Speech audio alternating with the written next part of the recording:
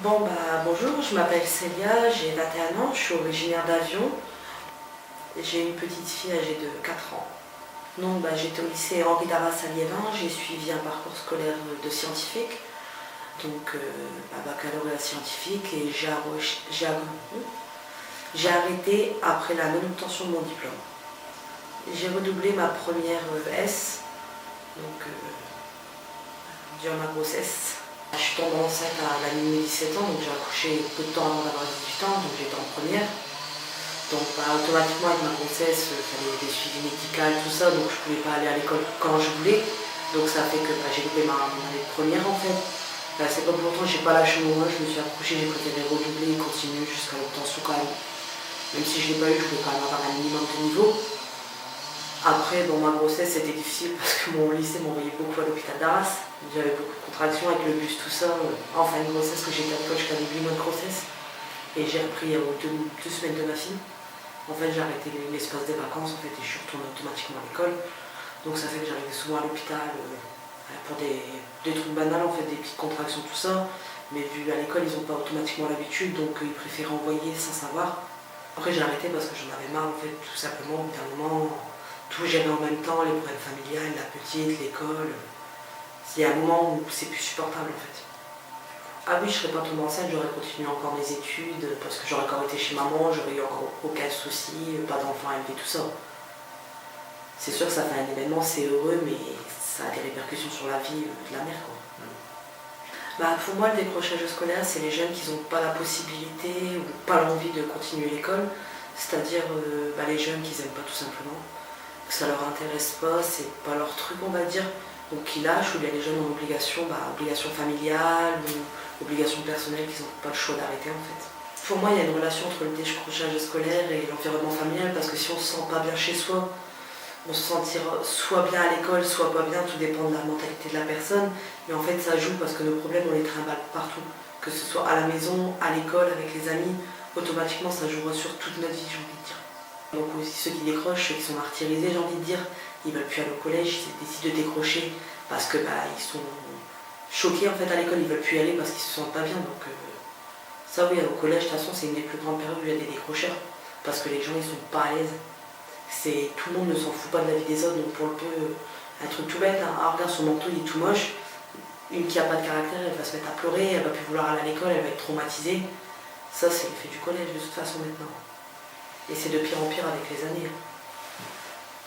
Si les gens ne cherchent pas à savoir, le jeune, pour lui, on n'a rien à foutre de lui, donc il décrochera automatiquement. Après, le but, ce serait peut-être d'aller vers la personne, d'essayer de comprendre son histoire, de comprendre pourquoi il est comme ça, parce que souvent, il y a un pourquoi. Ils sont comme ça, mais il y a souvent des pourquoi, donc comprendre un petit peu, voir son histoire personnelle, son vécu chez lui, parce que peut-être malheureusement il ne se sent pas bien chez lui, donc automatiquement il fait des conneries de l'autre côté. On arrête l'école comme ça, d'un seul coup on se dit bon, c'est les vacances, pendant 2-3 mois on est content parce qu'il n'y a plus de routine, il n'y a plus rien, puis arrivé au bout de 2-3 mois on se dit bon, maintenant on fait quoi? Quand on fait tout le temps la même chose à longueur de journée, on a envie de changer un petit peu, quoi. Trop quotidien, après c'est chiant, quoi. Mais si au début, il ne faut pas se mentir, tout le monde se dit quand on arrête l'école, c'est les vacances. Que ce soit au lycée, que ce soit à l'université, que ce soit au collège, c'est les vacances. Je suis pas pareil que les autres parce que dû au fait que j'ai un enfant, après il arrive un moment, il faut l'assumer l'enfant. Comme on dit, on ne vit pas d'amour d'eau fraîche, donc il faut bien gérer tôt ou tard. Puis après il arrive un moment où on s'ennuie aussi. On est chez soi, on mange, on fait rien, on regarde la télé, on est devenu des pépères en fait. On est tout le temps en train de faire la même chose et moi personnellement c'est quelque chose que je supporte pas, j'aime bien avoir tout le temps une nouvelle chose. Donc ça fait que moi ça a été mon déclic pour me dire allez, puis après on m'a contacté pour les jeunes décrocheurs, tout ça, donc là ça a été le dernier déclic. Alors je suis partie. Même si c'est pas l'école, ils avaient d'autres possibilités, ils nous parlaient de formation, ils nous parlaient de plein de choses qu'on pouvait faire hors la scolarité. Donc ouais, c'est vraiment important, ça nous dit on peut faire autre chose, si on n'aime pas l'école, c'est pas grave, il y a d'autres solutions. Déjà les conseils que je donnerais, c'est que maintenant sans un minimum de diplôme on ne fait rien. Donc déjà, il faut un minimum, on peut décrocher, mais après une certaine période, il faut quand même le baccalauréat, la base, bien les CAP, les BEP, puis après il faut quand même avoir un avenir devant. Il faut se dire on veut faire ça, donc on va faire ça. Après, les décrocheurs, c'est pas évident parce qu'il y en a tellement qu'ils ont tous des versions différentes en fait. Il y en a c'est volontaire, d'autres c'est pas volontaire, donc on ne peut pas vraiment donner de conseils à des personnes comme ça, les situations elles sont uniques. Peut-être aller plus vers les élèves à problème, comprendre pourquoi ils sont comme ça, Il y a les assistantes sociales dans les collèges qui pourraient donner des rendez-vous, un truc tout bête, donner un rendez-vous, leur parler en toute intimité et leur dire pourquoi, raconter un peu son histoire en fait, demander comment ça se passe à la maison, mais en essayant de creuser un petit peu, parce qu'un jeune ne dira pas bah oui, mes parents ils sont comme ça, Donc il faut creuser quoi en fait, faut pas les laisser décrocher parce que sinon ce sera de pire en pire. Si c'était à refaire, je resuivrais le même parcours parce que ça m'a aidé quand même. Ça m'a aidé à prendre conscience du fait que fallait se débrouiller quand même, quoi, qu'on peut pas rester toute sa vie à rien faire, que c'est pas une solution. Donc ouais, je le referai. Je m'appelle Maëva, j'ai 17 ans et demi et je viens de Courrières. Ça fait 2 ans que je ne vais plus à l'école. La dernière classe que j'ai fréquentée était la seconde mode. Disons que ça fait 2 ans que je ne vais plus à l'école parce que les cours rester assis, ça me plaisait plus et j'avais un contexte familial difficile aussi. À l'école, ça se passait plutôt bien, j'avais des bonnes notes, je m'entendais bien avec mes professeurs, ça se passait plutôt bien et dû au problème, j'ai décroché en fait tout simplement. Avec mes camarades de classe, ça se passe bien, sauf qu'en fait, avec les gens de mon âge, je me sens exclue. Pour moi, en fait, ils sont bébés dans leur tête. Ouais, dû à mes difficultés qui m'ont fait mûrir. J'ai commencé à m'absenter et j'ai fini par, une fois que j'avais terminé mon année, je n'y suis plus retournée. Au début, mes parents ne le remarquaient pas forcément. Après, oui. Mon père était un peu plus... Bon, il m'en parlait souvent, il criait. Ma mère, voilà, j'y allais plus. Et au final, j'allais pas en cours, ils ne le remarquaient pas. Donc, pour moi, c'est qu'ils ne remarquaient pas en fait ce que je faisais et que j'avais pas de soutien. Quand j'étais plus petite, en primaire, ils étaient là. Mais après, quand il a commencé à avoir des problèmes, moi. J'étais pas fière de moi. Parce que l'école, c'est important, on apprend beaucoup de choses. Même si c'est vrai que rester assis, c'est long. Et que pour la plupart des gens, maintenant, on aimerait travailler, pas rester assis. C'est long. Mais d'un côté, ça sert les études en fait. Et c'est aujourd'hui que je me rends compte. Parce que si je pouvais retourner en arrière, je resterais à l'école. Aujourd'hui, rien. Parce que mes journées sont longues. Je cherche des stages, des formations pour reprendre quelque chose, pas rester sans rien faire. J'aimerais bien déjà reprendre les études, mais après par la suite travailler soit dans le fleuriste, la menuiserie ou dans tout ce qui est social. Je ne vais pas reproduire les mêmes erreurs que mes parents en fait. Parce que mes parents ne travaillent pas et je ne veux pas reproduire en fait les mêmes erreurs. C'est là que j'ai pris mes démarches à la mission locale pour voir ce qu'ils pouvaient me proposer, ce que je pouvais faire pour ne pas rester justement à rien faire parce que pour moi c'est pas possible. J'ai eu un bon suivi aussi par les assistants sociaux et aussi par le tremplin. Donc voilà. Je tiens quand même à dire que je pense que si j'aurais pas été autant bien entourée, je pense pas que j'aurais réussi à remonter tout ça. Avec là, ils m'ont encouragée, tu peux le faire, tu as du potentiel. En fait, ils m'ont rassurée tout simplement. Les assistants sociaux, le tremplin, mes parents par la suite, ils ont commencé à se réveiller et à m'encourager. Quand ils voyaient que je venais plus, notamment ma professeure principale, elle m'a dit que c'était du gâchis en fait, parce que j'étais plutôt douée et que, comme tout le monde, l'école ça servait, qu'il fallait vraiment continuer à l'école, parce que c'est bien d'arrêter l'école, mais du travail tu trouves pas comme ça, il faut des études derrière. Donc oui, j'ai eu du soutien par mon professeur. J'ai été voir l'assistante sociale à la maison pour tous de Courrières, en demandant de l'aide, déjà pour mes parents, pour que ça s'apaise, et aussi pour reprendre quelque chose, voir ce qu'ils pouvaient faire pour moi, pour que je reprenne les études, petit boulot ou quelque chose quoi.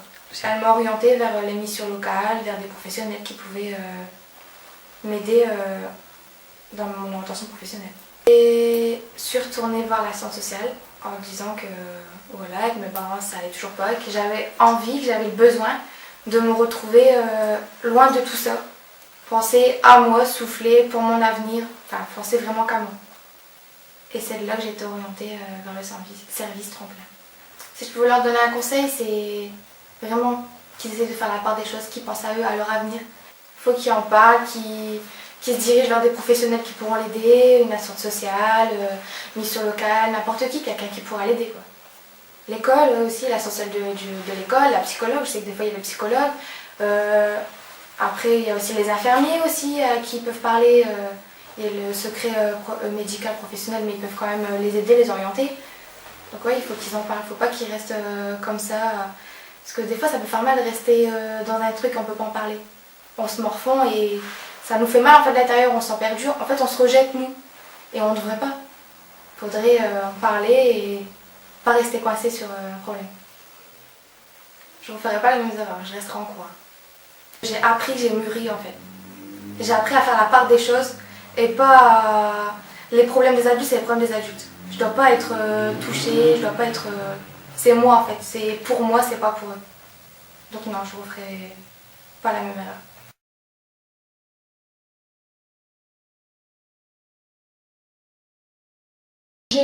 Dans mes travaux de recherche, j'ai travaillé sur ce qu'on appelait la déscolarisation à l'époque, au niveau des années 2000, sur la ville de Roubaix en particulier, donc au niveau de collégiens. Je me suis intéressée au parcours de collégiens qui avaient arrêté leur scolarité vers l'âge de 13 ans, à part 13 jusqu'à 15 ans.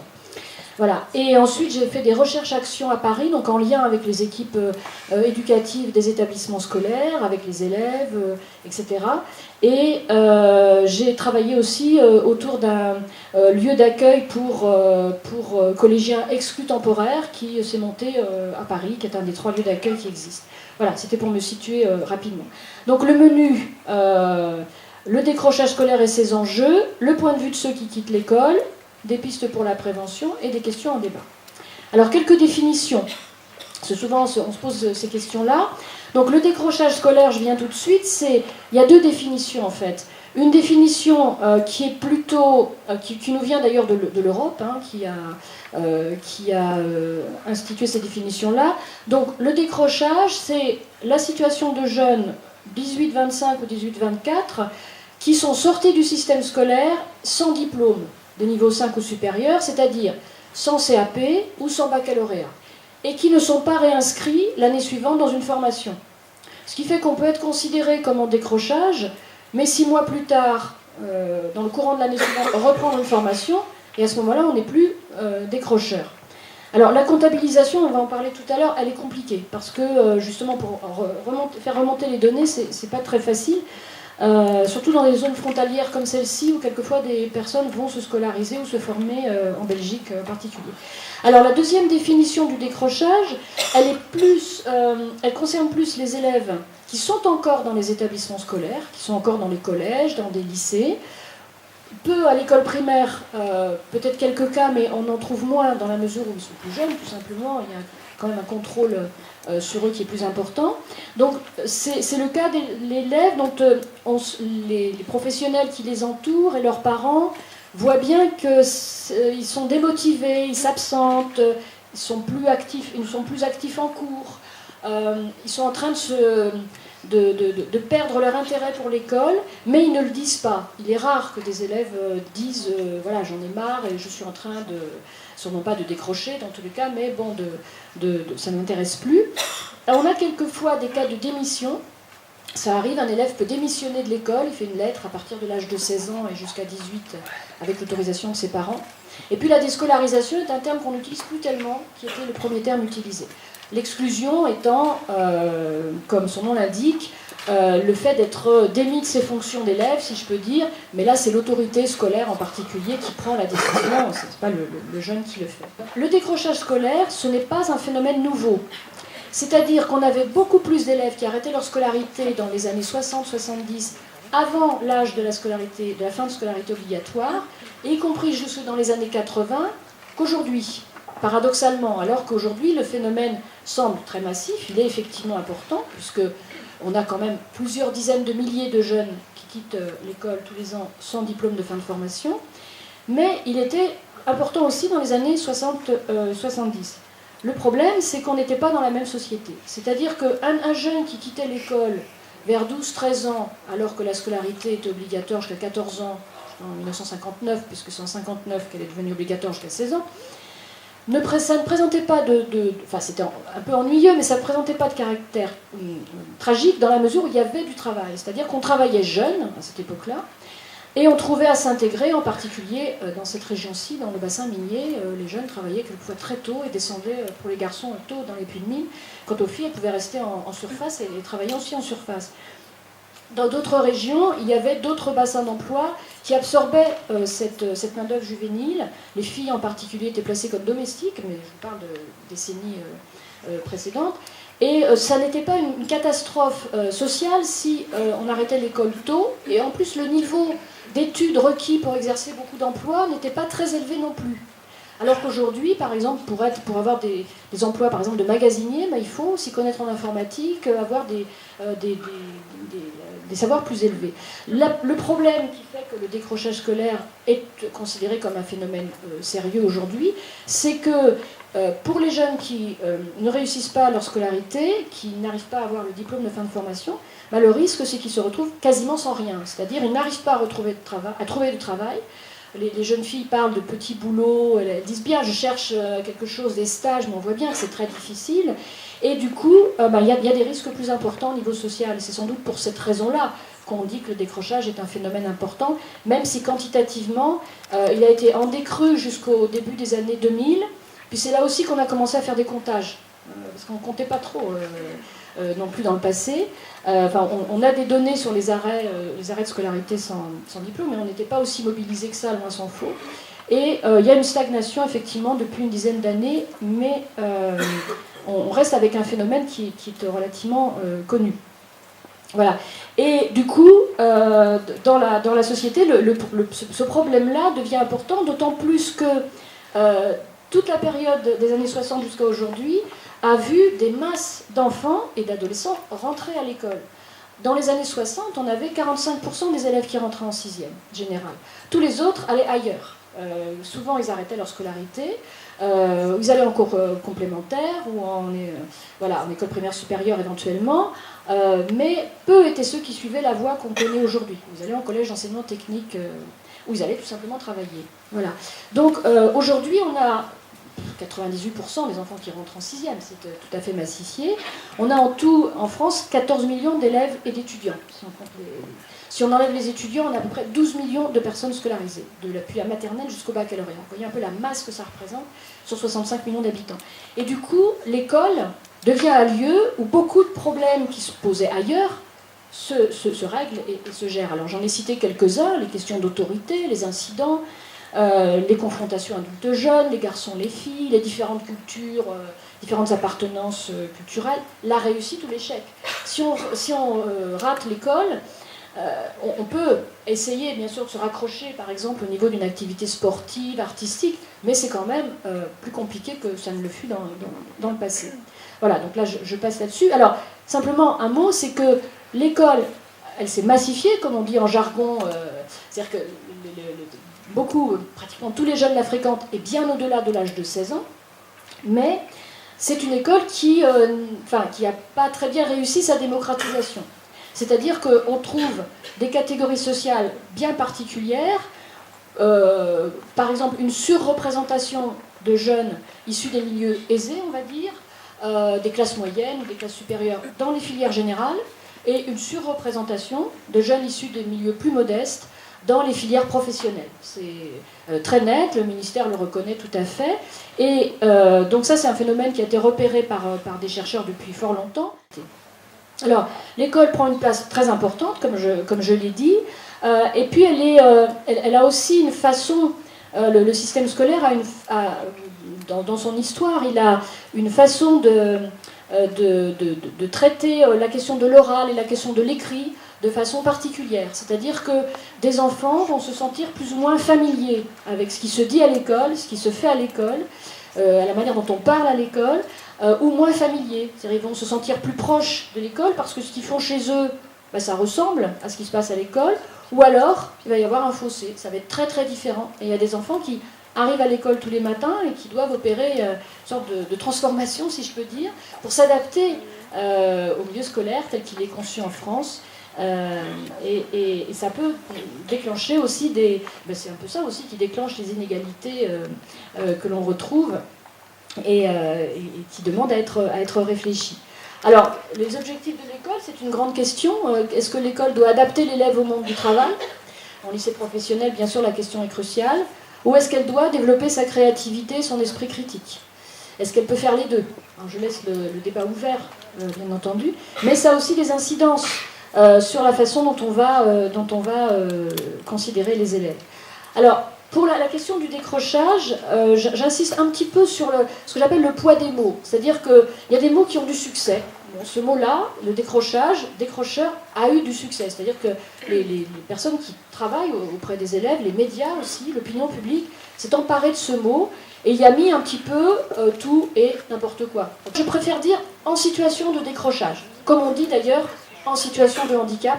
La question assez fondamentale qui me semble se poser par rapport au décrochage, c'est la question du regard que peuvent porter les professionnels et les parents sur ces jeunes qui sont en situation de décrochage. Est-ce qu'ils arrivent à les percevoir, à percevoir ce qui est en train de se passer? Ça demanderait sans doute un travail d'équipe plus important, parce qu'en croisant les points de vue des enseignants déjà, et puis avec d'autres partenaires, on peut se faire une idée plus précise de la question. Et puis, les élèves, ceux qui ont décroché, qui ont arrêté, disent souvent qu'ils se sont sentis très seuls par rapport à ce qui leur est arrivé. Même s'ils ont été l'objet d'une prise en charge, parce qu'on verra tout à l'heure, ce ne sont pas les dispositifs qui manquent en France. On a beaucoup de dispositifs. Mais à l'interne et à l'externe des établissements scolaires.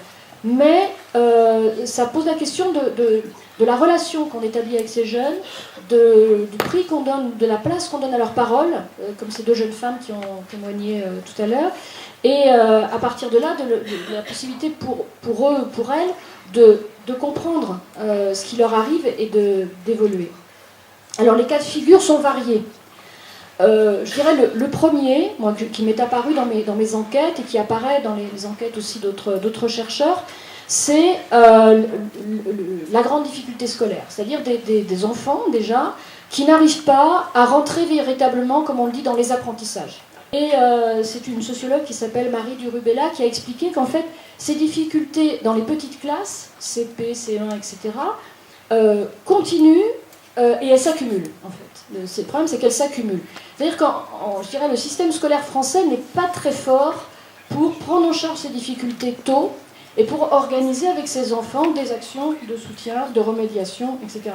Alors que d'autres systèmes scolaires, comme en Europe du Nord par exemple, et les Finlandais sont bien connus pour ça, déjà ont moins d'élèves par classe, ont moins de césures comme ça, de coupures entre le premier et le second degré, entre l'école primaire et le collège, et puis repèrent rapidement les problèmes que peuvent rencontrer certains élèves et les aident en les maintenant dans leur classe d'âge. Alors en France, on a quasiment supprimé le redoublement. Le problème, c'est que le soutien ne vient pas. On fait toujours un peu les choses à moitié et que les élèves passent, mais certains arrivent quand même en troisième avec des grosses lacunes dans les apprentissages et on comprend que pour eux, ça perd complètement son sens. Enfin, se retrouver en classe sans comprendre ce qui s'y passe, c'est évidemment très difficile. Et en plus, ils ont une réaction assez logique, c'est que pour échapper aux apprentissages, ils s'absentent. Parce que c'est plus possible. Et plus ils s'absentent, plus, c'est un cercle vicieux, plus les difficultés s'accumulent. Alors, j'ai déjà dit, alors l'orientation aussi, on en parle beaucoup au niveau du lycée professionnel, on en reparlera un petit peu tout à l'heure, elle peut poser problème.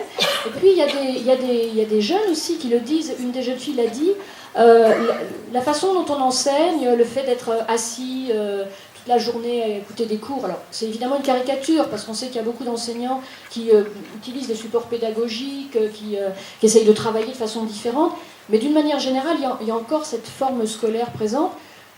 Plus les enfants deviennent des adolescents, plus ils grandissent, plus ça devient difficile pour eux d'être dans cette logique plutôt descendante, on va dire, de savoir. Et ça peut être un moyen, un vecteur pour eux qui va leur faire quitter l'école. Et puis il y a aussi des jeunes qui ont des difficultés, je dirais, psychologiques, d'ordre personnel, alors là sur lesquelles l'école ne peut pas grand-chose, dont elle ne sait pas grand-chose d'ailleurs parce qu'ils ne vont pas spécifiquement se confier. Ils vont peut-être le dire à l'infirmier, l'infirmière ou l'assistant social s'il y en a un. Et là, il faut faire très attention parce qu'il y a des jeunes qui peuvent se replier sur eux-mêmes petit à petit, quitter l'école et là qui peuvent se retrouver littéralement en danger parce qu'ils n'ont plus d'interlocuteurs et ils rentrent dans des formes de dépression qui sont assez nombreuses à l'adolescence. Il y a le problème aussi des jeunes qui vivotent, si je peux dire, en primaire, et puis à l'arrivée au collège, une dizaine d'enseignants, toutes les notes en dessous de 5 sur 20, si on regarde le système de notation classique, etc. Et ceux-là, ils commencent à devenir ce qu'on appelle les perturbateurs. C'est-à-dire qu'ils commencent à devenir vraiment difficiles à gérer pour leurs enseignants. Il suffit d'un élève ou deux pour mettre une classe par terre, ça peut être très très difficile.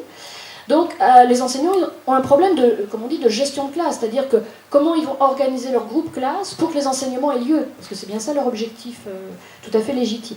Donc l'idée c'est que souvent l'injonction à changer de comportement précède le soutien scolaire. C'est-à-dire qu'on demande à ces élèves-là, qui sont perturbateurs, qui mettent le bazar dans les classes, on leur demande de changer, de se tenir tranquille, pour ensuite suivre les apprentissages. Sauf que, la plupart du temps, le deuxième maillon qui est comment prendre à bras-le-corps les problèmes que ces jeunes ont, c'est-à-dire lecture, écriture, opération de base en mathématiques, compréhension générale de ce qu'ils font à l'école, ça on le fait moins, et j'ai pu remarquer quelquefois que leur attitude faisait écran. C'est-à-dire qu'on ne parlait plus de leur niveau scolaire, on parlait de leur comportement.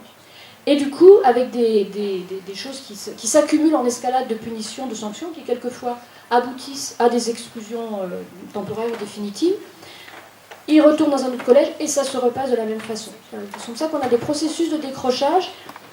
Alors, on les appelle les multi-exclus, ou les poly-exclus, c'est-à-dire des élèves qui sont exclus à répétition, et puis au bout d'un moment, ils arrivent à avoir 16 ans, et puis voilà, ils disparaissent dans la nature, et quelquefois, c'est comme ça qu'on peut expliquer ce phénomène.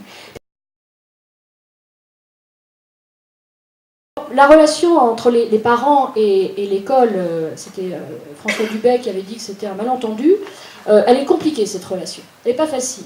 Parce qu'il y a des parents qui confient leur enfant à l'école et qui font toute confiance, mais du coup, ils ne se mobilisent pas trop non plus. Donc on a l'impression qu'ils démissionnent selon la formule consacrée, alors qu'en fait, ils pensent que c'est du rôle de l'école de s'occuper de la scolarité de leurs enfants. Et l'alliance éducative ne se fait pas. Il y a d'autres parents qui sont complètement débordés, ils ne savent pas quoi faire. Parce que leur enfant est devenu adolescent, qu'on ne tire pas un adolescent de son lit comme ça, c'est pas si facile. Avec un enfant, on peut avoir une attitude autoritaire, avec un adolescent, c'est beaucoup plus difficile.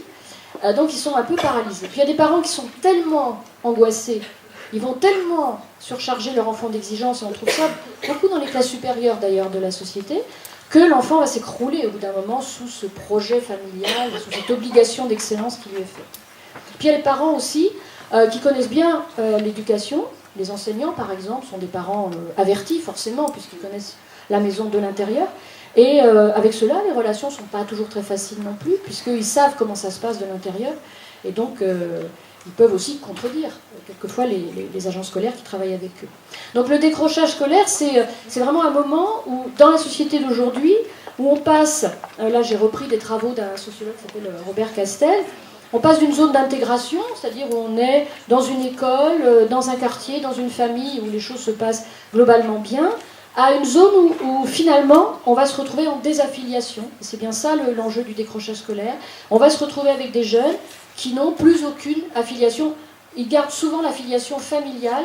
Et d'ailleurs, dans les enquêtes que j'ai faites, surtout à Roubaix, j'ai remarqué que les dernières personnes qui s'occupaient du jeune ou de la jeune, c'était leur mère. Ça n'était pas les personnes des établissements scolaires, ce n'était pas les travailleurs sociaux, c'était la mère qui disait « mais faites quelque chose pour mon fils ». Voilà. Et qui allait tirer la sonnette d'alarme, voilà. Et qui était après aidée, bien sûr, et entourée par d'autres personnes, mais ces personnes-là sont quasiment le dernier lien qui reste dans les familles pour ces jeunes.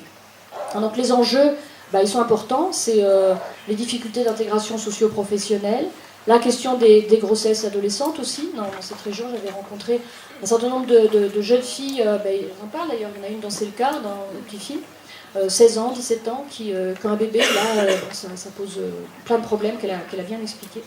Voilà, des conduites addictives, enfin, etc., avec des problèmes sociaux qui peuvent se poser de façon forte. Donc du côté des élèves, alors juste un mot, absentéisme ne veut pas dire décrocheur. C'est-à-dire que s'il y avait peut-être une idée que je voudrais dire de cette partie-là, c'est que, je dirais d'une certaine manière, alors je ne sais pas si Macias me contredira ou pas, demain sera un autre jour. C'est-à-dire que les jeunes filles le disent bien, elles ont arrêté parce qu'elles en avaient marre. parce qu'elles ne voulaient plus être assises toute la journée, parce que ça les ennuyait, etc., ou qu'elles n'avaient pas de bons résultats. Quand elles ont arrêté, elles me le disent, elles ne se sont pas posé la question du futur. C'est-à-dire qu'elles n'ont pas pensé à ce qui allait leur arriver, elles n'ont pas fait de projet, elles ont arrêté. Voilà. Et c'est maintenant qu'elles se rendent compte, 1 an ou 2 ans après, qu'elles s'ennuient, qu'elles n'ont rien à faire, qu'elles ont vraiment envie de faire quelque chose. C'est souvent d'ailleurs la démarche du décrochage. Donc, les élèves qui s'absentent beaucoup, si on les interroge pendant qu'ils sont en train de s'absenter, beaucoup vont dire « Oh ben non, moi je ne m'absente pas souvent. Non, non, il faut faire le compte avec eux pour qu'ils se rendent compte. » Et ils pensent qu'ils vont pouvoir reprendre leurs études. Et c'est bien cette notion de futur qui est importante à amener avec eux, que quelquefois ils n'ont pas ou peu. Parce qu'ils mesurent mal. Ils pensent qu'ils vont trouver du travail, par exemple. Et bon, ils mesurent mal ce qui va leur arriver. Voilà. Et ils ont aussi... deuxième idée, l'école a beaucoup de concurrence aujourd'hui. Les réseaux sociaux, Internet. C'est vrai qu'on apprend beaucoup de choses sur Internet. On apprend aussi beaucoup de choses qui sont fausses. Mais on n'arrive pas à faire le tri, bien évidemment. Bon, et puis les copains, c'est très important à l'adolescence. C'est fondamental. C'est largement aussi important que les adultes dans tous les cas.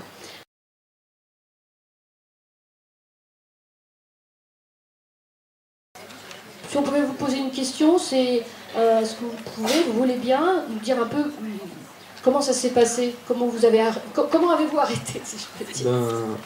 En fait, l'école c'était pas trop mon truc parce que j'arrivais là-bas, c'est comme il disait à chaque fois, il nous bourrait le crâne en fait. C'est ça qu'on n'arrivait pas à 8h assis sur une chaise, on pouvait pas, c'était insupportable. Et vu qu'on travaillait pas, on n'avait pas souvent des bonnes notes. Donc les profs ils nous disaient souvent tu vas pas réussir, il faut pas faire ça.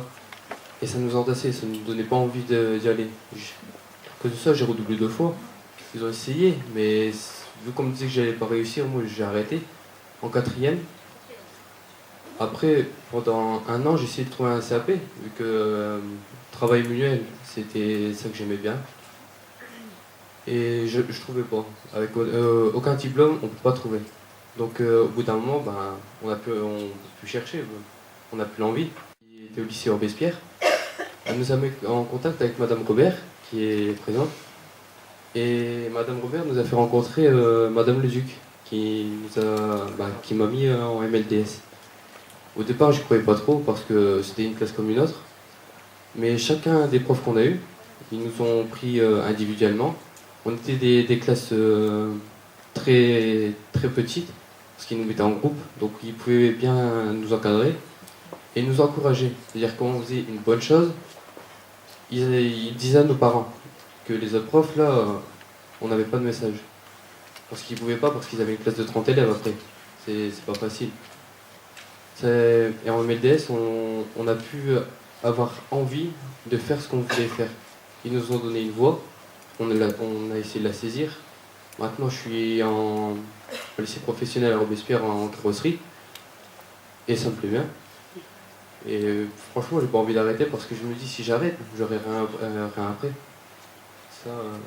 Ça qui nous dit, il faut un déclic en fait. Si on n'a pas de déclic, après, on n'y arrive pas. Alors, vous êtes resté combien de temps sans école ou sans... À peu près 1 an et demi. Non, et est-ce que vous avez ressenti ce que disaient les jeunes femmes tout à l'heure, de ne rien faire, enfin... Moi, au bout d'un moment, il y avait un ras-le-bol de rien faire. On voulait faire quelque chose, mais vu qu'on n'avait pas de diplôme, beaucoup ne voulaient pas nous ouvrir la porte. D'accord. Et madame... À l'époque où Mathias a décroché l'école, c'est vrai qu'il y a été 1 an et demi, ça a été des conflits. Entre parents, enfants, on essaie de savoir pourquoi. Parce que Mathias n'est pas le seul. J'ai quand même 6 enfants, 4 qui sont sortis diplômés avec un métier, donc on ne voit pas forcément arriver le décrochage scolaire. On fait un point sur sa situation, comme les jeunes filles elles disent. On essaye de voir si c'est pas un niveau au problème familial. Il y avait le décès une séparation, un déménagement, le décès de son père. Donc on se demande si c'est pas tout ça qui fait que Mathias décroche. Après, Mathias s'est cloîtré carrément dans une chambre. Il sortait, je veux dire, pour dîner, même aux tâches ménagères, il mettait à la maison. Mais pas sortir dehors, pas d'amis, pas de copains. Et après, nos disputes, c'était toujours le sujet sur sa scolarité, ce qu'il allait faire plus tard, si souvent on reprend les mots des professeurs qui peuvent nous dire qu'il ne s'en sortira pas, ça va être à cancre, à feignant. Donc on reproduit d'une certaine façon ce que les professeurs nous disent. Inconsciemment, on ne fait pas le docteur. Parce que moi, après, j'ai pris Mathias et puis j'ai fait comme un docteur. J'ai diagnostiqué, j'ai pris Mathias, j'ai essayé de comprendre son mal. Et j'ai fait un tri, et puis là, j'ai dit, on va essayer de trouver une solution. On a rencontré Madame le Duc, et elle l'a pris sans regarder son passé scolaire. Elle lui a laissé la chance, elle l'a écouté, elle n'a pas regardé son bulletin, elle a dit, moi, ton bulletin importe peu.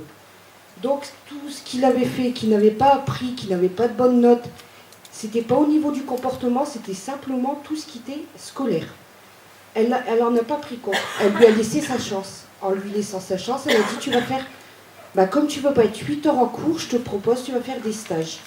Des stages, tu vas rencontrer dans la vie active ce que tu peux essayer de faire toi, choisir un métier.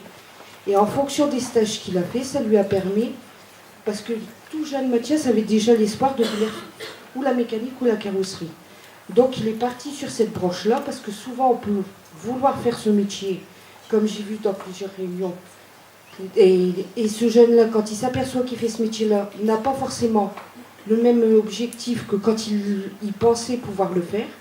Donc en faisant les stages dans la mécanique, dans la carrosserie, Mathias a continué à aimer cette profession. D'ailleurs, il est rentré en CAP carrosserie et il apprécie toujours. Ses résultats sont très bons. Il a encore eu ici les encouragements.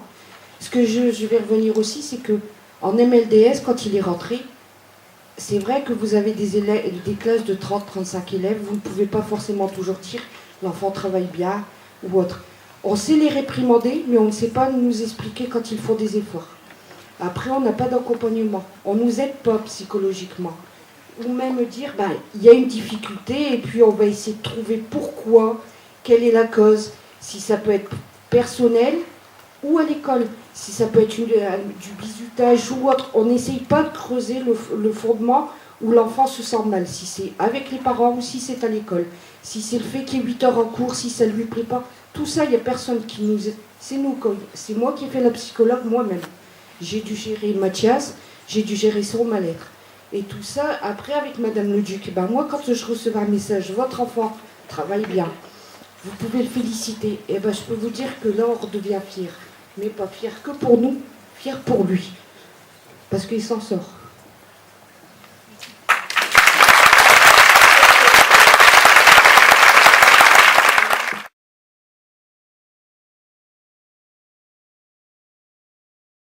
Donc ma question est de savoir, est-ce qu'on peut continuer de parler de jeunes prédécrocheurs pour justement éviter de décrocher, ou est-ce qu'il faut complètement revoir ce terme-là? Parce que l'idée c'est aussi de travailler avec la famille, de resensibiliser la famille sur la question, ce que vous expliquez, sur la question de comment permettre à la famille de trouver ses repères au sein de l'éducation nationale, rencontrer le jeune, la famille et l'établissement pour que tous autour de la table trouvent des solutions pour que ce jeune ne décroche pas. Alors j'ai envie de dire que l'enfer est pavé des meilleures intentions. C'est-à-dire que le terme de prédécrocheur, il y a eu une époque où on n'utilise plus trop celui-là non plus, mais c'est prédélinquant. Moi j'ai entendu parler quand j'étais éducatrice dans une vie antérieure, et on parlait de prédélinquants. Et moi je disais toujours, c'est formidable. Quand on travaille avec des prédélinquants, on enlève le pré, et puis ça y est, on a leur avenir tout tracé. C'est ce qu'on appelle la prophétie autoréalisatrice. C'est-à-dire que vous dites quelque chose sur quelqu'un, en espérant prévenir le danger qu'il guette, je dirais, ou le risque qu'il court, mais en fait, vous l'accentuez. C'est-à-dire que si vous dites, si vous parlez des prédécrocheurs, forcément, il y a quelque chose de décrocheur, donc il y a quelque chose d'un avenir triste et négatif qui s'inscrit pour eux.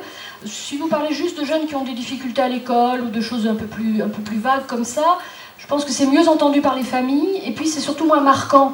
C'est-à-dire, c'est moins marquant. Il y a des mots qui font, je dirais, d'une certaine manière, plus mal que des coups, qui sont un peu violents dans leur terminologie. Donc, c'est pour ça que, moi, j'invite souvent à réfléchir aux mots qu'on utilise. Il y a un autre mot, par exemple, que j'ai entendu, il y a même des colloques qui s'organisent autour de ça, c'est ce qu'on appelle les incasables. Dans le secteur social, on en parle beaucoup. C'est un mot épouvantable. Épouvantable. Comment peut-on dire d'un jeune qu'il est incasable et se dire on va le caser? Non, un incasable, ça se casse pas, par principe. Donc voilà, ils sont déjà hors circuit par les agents qui sont censés les resocialiser ou les remettre dans le circuit. Donc il faut faire attention aux mots qu'on utilise, et c'est pour ça que le mot décrocheur, déjà, je le trouve un peu, comme je l'ai dit, un peu ennuyeux, parce qu'il a tendance à marquer la personne, le jeune, alors que justement il faudrait l'en extirper. On parle beaucoup, par exemple, de persévérance scolaire. Là, c'est intéressant, je trouve. C'est un mot qui nous vient du Canada, du reste. La persévérance scolaire, c'est le fait de continuer l'école, tout simplement. Et là, si on parle de la semaine de la persévérance scolaire, c'est pas la semaine de lutte contre le décrochage. C'est la semaine de la persévérance. Il y a un sens dans ce changement d'expression. Alors, il ne faut pas que ça soit que de la communication, bien sûr. Il faut qu'il y ait du sens derrière. Mais je pense que les mots qu'on utilise voilà, peuvent produire l'effet contraire. Alors je ne dis pas que c'est votre cas, bien sûr madame, hein, c'est pas du tout ça, mais je pense que ça peut être utile de réfléchir à la terminologie et d'avoir quelque chose d'un peu plus anodin. Plus par rapport aux familles, c'est important quand même de choisir les mots qu'on va utiliser avec eux. Voilà. Moi je voudrais poser une question à madame Esther. Je voudrais savoir si... ce n'est pas si vous ne pensez pas que c'est le système éducation nationale qui fabrique ces décrocheurs. Voilà. Je lance un pavé dans la mare, mais vu que vous avez formé des enseignants, et je m'interroge sur la posture professionnelle de ces enseignants, et notamment des enseignants dont Mathias parle, qui en tout cas mettaient l'accent sur ces difficultés, mais qui ne valorisaient pas ces compétences, et c'est un des principes motivationnels, donc je voudrais savoir pourquoi cette posture était plus appliquée peut-être en MLDS et pas dans le système éducatif classique avec 30 élèves. Merci si vous avez des clés de lecture à nous donner, madame. Alors, en très peu de temps, c'est difficile, hein, une minute ou deux, parce que bon, l'heure avance. J'ai envie de dire que historiquement, l'école française c'est créé pour réparer une certaine injustice, c'est-à-dire le fait que beaucoup d'enfants de milieux populaires n'avaient pas accès à la scolarité, mais aussi avec l'idée de dégager une élite républicaine. C'est-à-dire qu'on était passé d'une situation où c'était la naissance qui donnait la place dans la société, on était bien né ou mal né, à une autre période où c'est le mérite, ce qui est quand même mieux, on peut dire, du point de vue sociétal. Donc les élèves censés de tout niveau social avaient accès à l'école. Mais il y a toujours eu, à l'école française, l'idée de développer et de sortir les meilleurs. On est toujours un peu dans cette logique-là. Les grandes écoles, par exemple, c'est une spécialité française. Dans la plupart des pays, ce sont les universités qui forment les jeunes les plus qualifiés. En fait, en France, non. L'université n'est pas du tout dans cette situation-là. Ce sont plutôt les grandes écoles.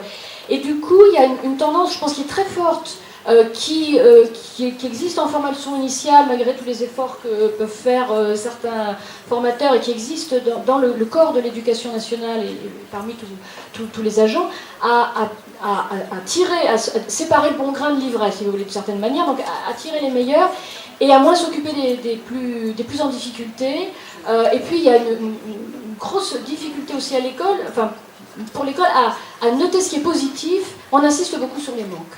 C'est ce que disait Mathias, on insiste beaucoup sur ce qui ne va pas et on n'insiste pas assez du tout sur ce qui va. Je pense que ça c'est important.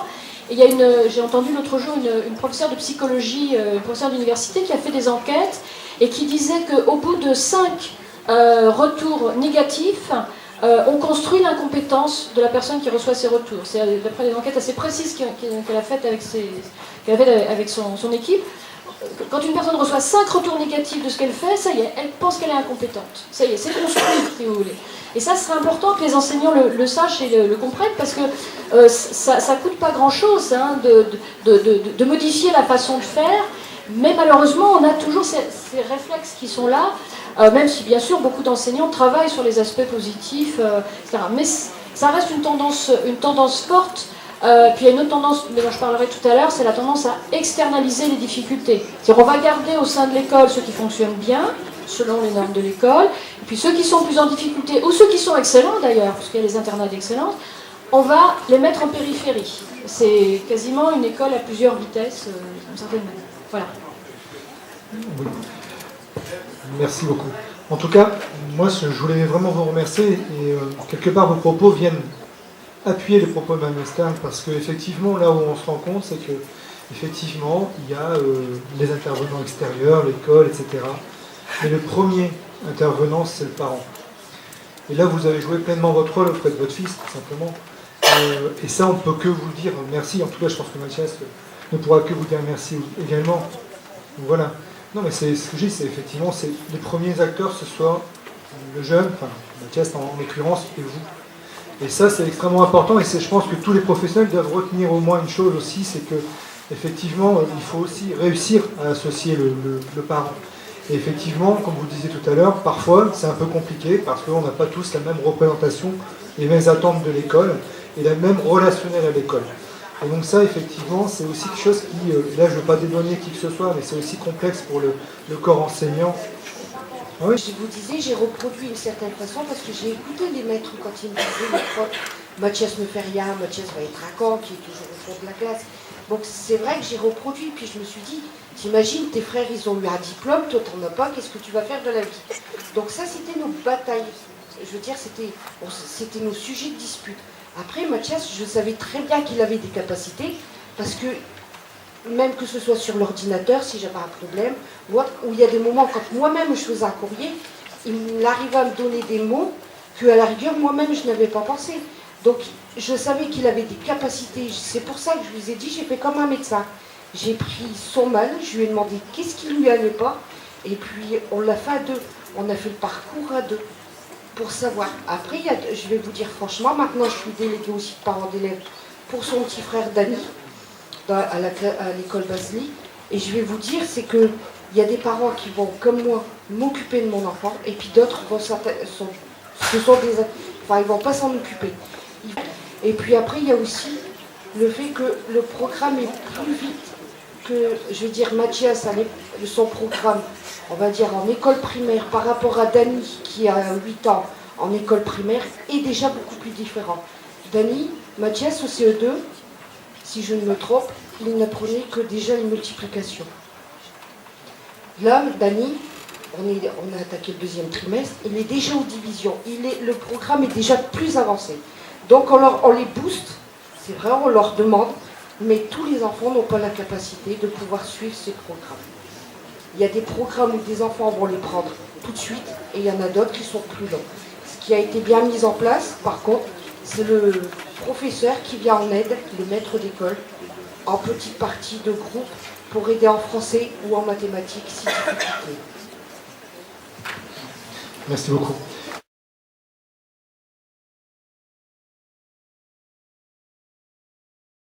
Cette partie-là s'intitule « Des pistes pour la prévention » et des questions en débat. Alors, il y a des choses qui ont déjà été dites. Alors, cette diapositive, vous pourrez la regarder peut-être tranquillement.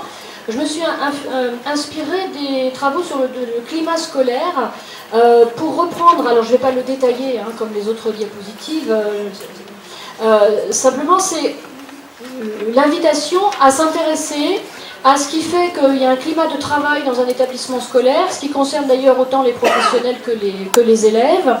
La question du travail d'équipe, du partenariat qui doit être interrogé. En général, on remarque qu'on lutte efficacement contre le décrochage scolaire quand on travaille en équipe. Ça paraît d'une banalité de le dire, mais il faut quand même le répéter. En particulier, j'ai vu, en particulier à Paris, mais ça peut se passer partout, des sortes de commissions, alors qui peuvent porter des noms officiels ou qui peuvent être des créations internes aux établissements, formés d'enseignants, de CPE, du personnel socio-éducatif, etc., qui essayent de repérer les élèves qui sont en difficulté et qui vont mettre en place une sorte de tutorat avec eux. Ce genre de choses marche assez bien. Je dis assez bien parce que le tutorat ne s'improvise pas et la question de la formation des professionnels me semble très importante.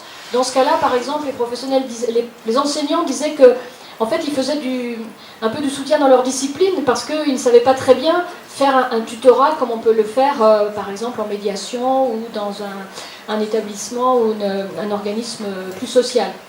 Mais dans tous les cas, l'idée, c'est de ne pas laisser sur le bord de la route les élèves qui sont en difficulté et de leur proposer un interlocuteur privilégié qui va pouvoir faire le lien avec l'ensemble des enseignants parce que tous les enseignants non plus n'ont pas la disponibilité ou même l'envie d'ailleurs de travailler avec les élèves les plus en difficulté. On le souhaiterait, mais on peut comprendre qu'il y ait des sensibilités différentes.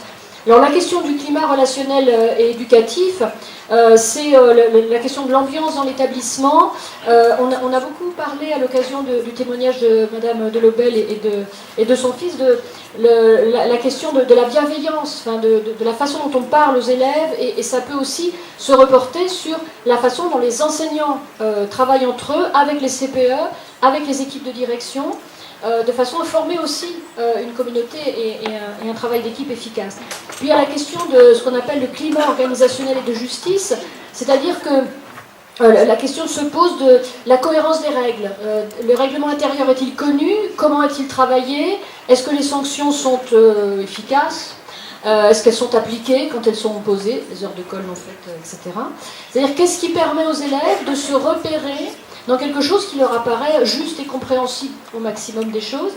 Et puis une question aussi fondamentale, c'est finalement dans un établissement scolaire, est-ce que tout le monde est d'accord pour lutter contre le décrochage et pour lutter pour la persévérance scolaire?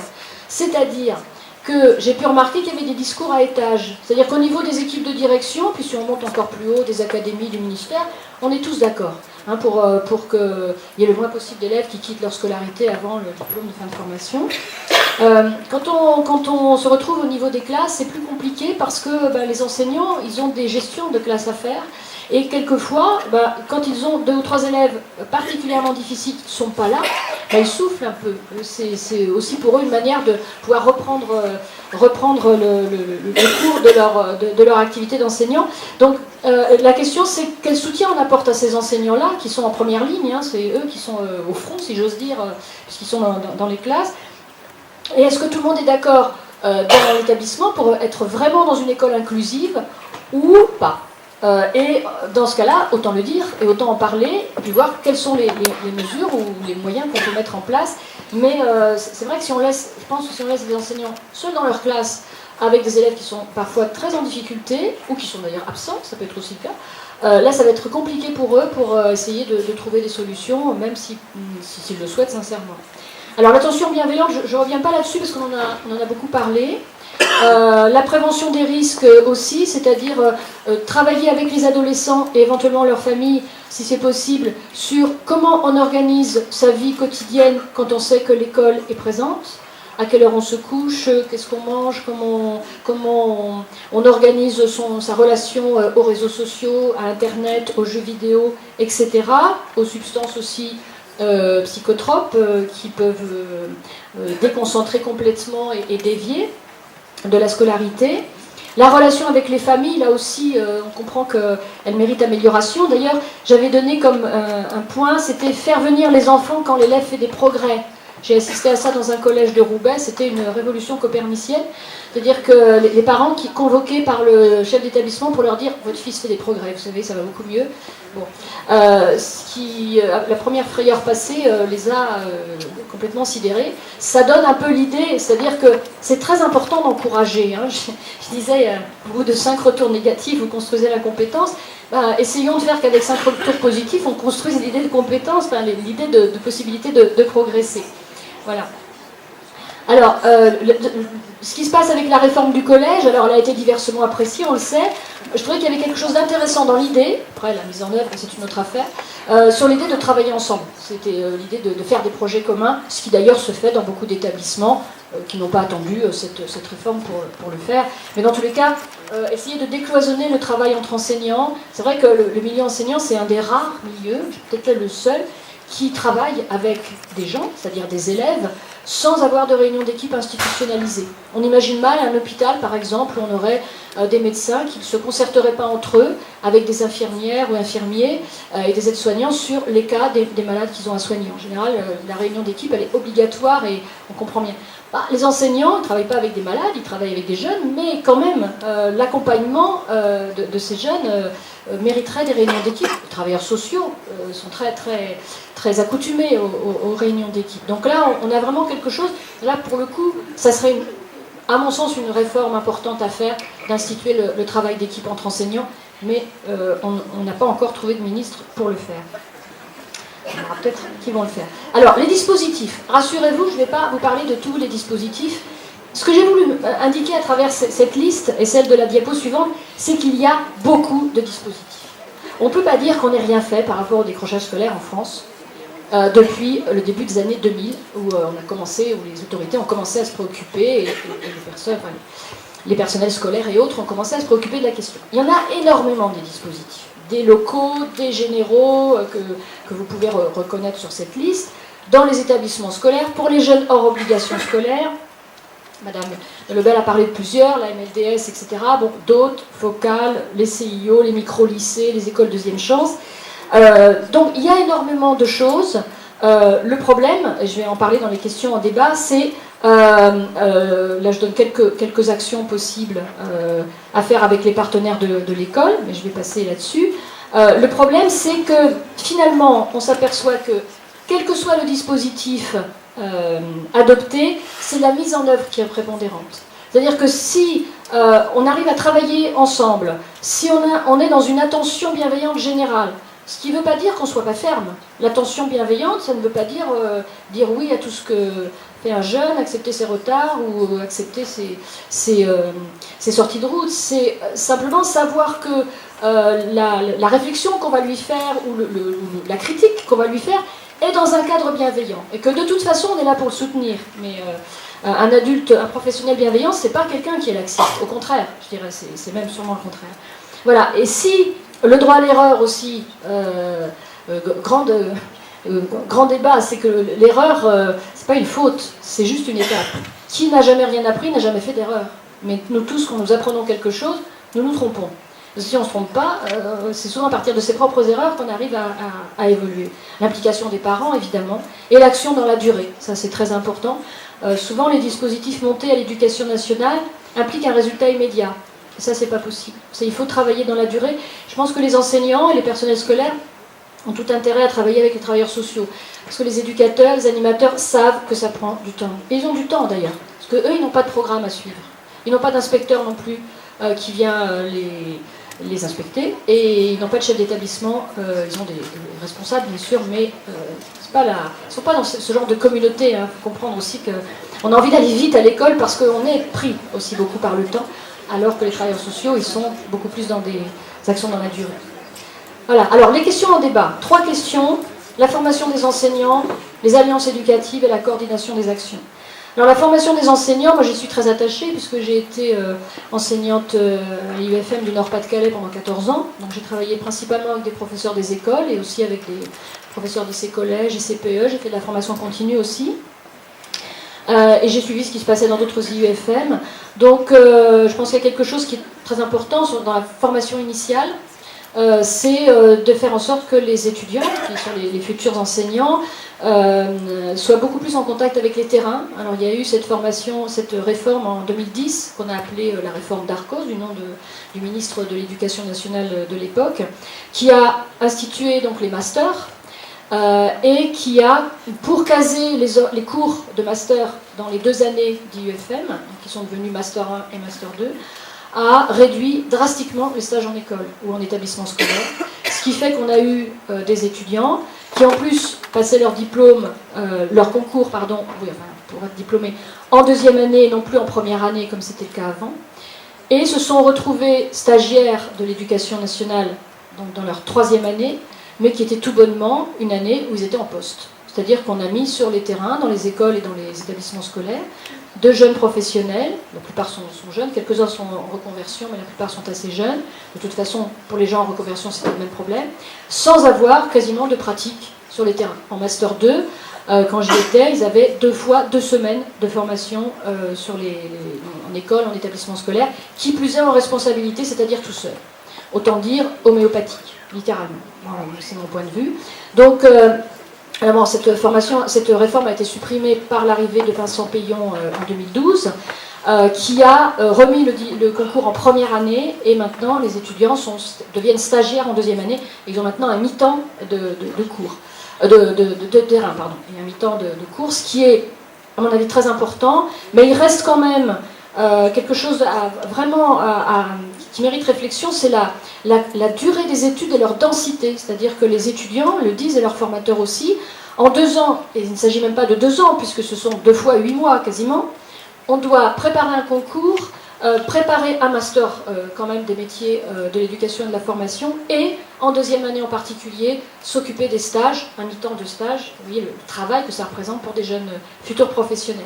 Et c'est beaucoup trop court, et donc l'idée, c'est une idée que je ne suis pas la seule à avoir, c'est que ces formations soient plus longues et qu'on les commence en amont, c'est-à-dire pendant le cursus de licence, et qu'on fasse ce qui existe déjà un petit peu, des licences pré-professionnelles, pour habituer tout simplement les étudiants aux élèves, pour les habituer à la diversité des élèves, pour que les élèves en situation de handicap soient accueillis dans les écoles, dans les classes, quand c'est possible pour eux, dans les meilleures conditions, et pour qu'ils puissent intégrer tout ce qu'on va leur transmettre au niveau des savoirs qu'ils doivent transmettre et au niveau de la façon de les transmettre, c'est-à-dire la pédagogie, et puis au niveau de la connaissance du développement de l'enfant, etc., tout ce qu'ils doivent savoir.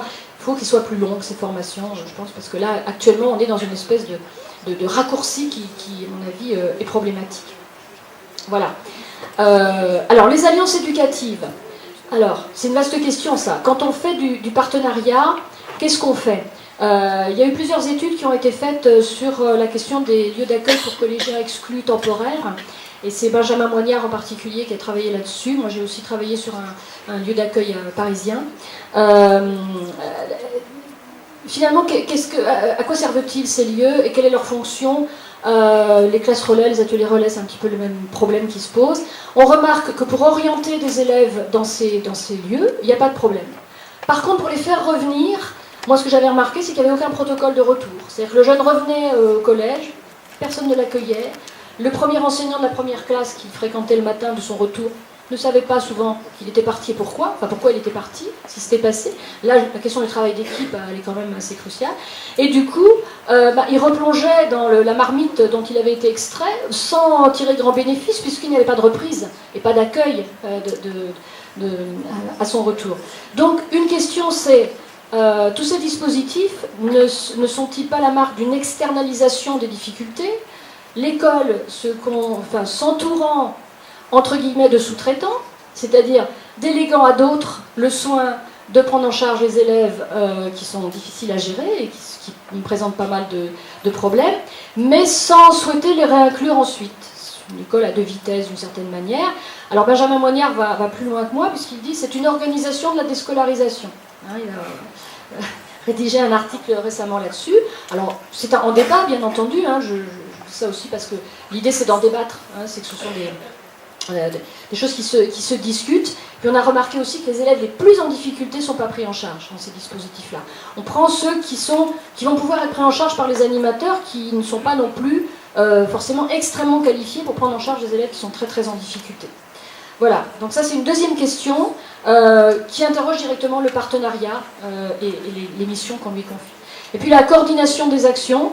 Les dispositifs, comme on l'a vu, sont très nombreux, ils sont souvent redondants. Là, on va avoir un changement de gouvernement. On risque d'avoir de nouveaux dispositifs qui vont arriver, d'anciens qui vont disparaître, sans qu'il y ait de bilan particulier, et c'est le cas systématiquement. Donc c'est une véritable question. On appelle ça le millefeuille, on accumule les choses. On retrouve les mêmes intervenants, forcément, puisque les gens ne peuvent pas se multiplier. La question aussi, c'est la comptabilisation des élèves, on va en parler. Elle a sa place évidemment, mais le suivi qualitatif aussi, donc il faut arriver à coordonner les deux. Voilà. Et puis les cultures professionnelles ne se marient pas forcément très facilement. Se mettre autour d'une table, comme on le dit familièrement, ça n'est pas suffisant. Il faut aussi se connaître, il faut aussi bien connaître la façon de travailler, la façon de réfléchir des autres. Et là-dessus, dans tous les sens, il y a certainement des coordinations à avoir. Voilà, donc la continuité, j'en ai parlé. Et je conclus en disant que nous apprennent les élèves qui n'accrochent pas à l'école. Ils nous apprennent que l'école n'est pas une évidence pour tout le monde. C'est pas évident d'aller à l'école. C'est évident pour les gens qui ont une bonne scolarité, pour les gens qui travaillent à l'école, la plupart du temps bien sûr, mais pas forcément pour les élèves. Et puis qu'il faut qu'ils investissent du sens. S'ils ne comprennent pas ce qu'on leur fait faire, ça a été toutes les discussions autour de la suppression des allocations familiales qui sont rétablies, supprimées. Enfin, c'est une mesure qui circule comme ça et qui n'a pas d'efficacité en fait, parce qu'il n'y a pas de sens. Ce n'est pas en forçant les gens qu'on y arrive. Puis les élèves sont des enfants, des adolescents. Bon. Alors, ce qui est intéressant aussi, c'est que le décrochage et la lutte pour la persévérance nous renseignent aussi sur comment fonctionne l'institution. Tout à l'heure, j'ai parlé de l'école française qui dégageait les élites, ce qui peut expliquer en partie ce qui se passe avec ceux qui n'arrivent pas à suivre. Et puis, on n'est pas toujours tous d'accord. Et si les réponses sont multiples et croisées, ça prend du temps. C'est-à-dire, ça prend du temps de décrocher de l'école, on ne décroche pas d'un coup, il y avait toujours des choses qui s'étaient passées en amont, mais ça prend du temps aussi de reprendre. Mathias, 1 an et demi, hein, donc, et c'est un délai courant, c'est pas du tout exceptionnel de sa part d'avoir passé quand même 1 an et demi à essayer de trouver, parce que comme le disait avec sa mère, les choses étaient très difficiles au niveau institutionnel, et puis il faut le temps aussi de mûrir, de réfléchir, le temps de faire l'expérience, voilà, pour arriver à raccrocher et à reprendre une formation, une scolarité. Voilà, j'arrête là.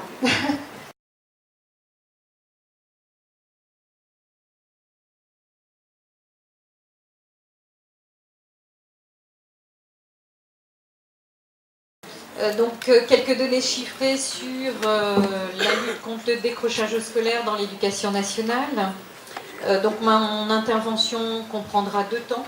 Un temps concernant la PSAD, plateforme de suivi et d'appui aux décrocheurs, et le deuxième temps sur la MLDS, la mission de lutte contre le décrochage scolaire.